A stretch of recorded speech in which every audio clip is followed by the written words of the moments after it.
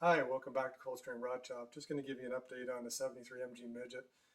My wife has been very busy over the past week. She has fitted and cut and put. I can't touch anything because I was just sanding over on the 32 pickup.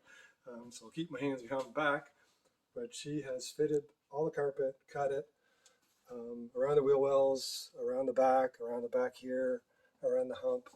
I need light. Oh, sorry, there. See a little better. The gear shift, the boot the little vinyl boot that you put over it is all in place right now. What she is working on right now, we have cut some of the plywood panels to make copies of the originals. We've fit them in place, and now we just have to trim them to suit the vehicle. Because like I said in a previous episode, the floor was kind of heavily modified in a previous life, basically brought back from the dead. And it's a very solid car, but everything doesn't fit the way it would on a completely original Midget.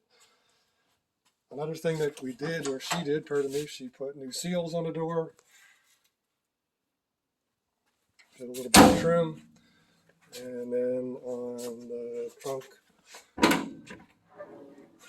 put a new seal on that. And we made the mistake, like a lot of other people do, and we actually bought the MGB rubber. And there is actually an MG Midget rubber.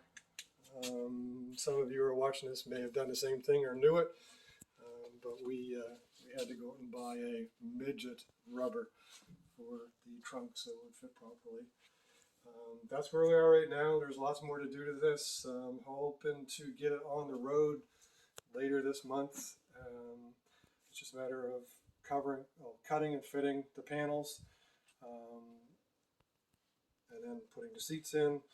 We have another console here, or whatever I guess the radio mount that's over on the bench over there. It's in better condition. I'm going to put that on this.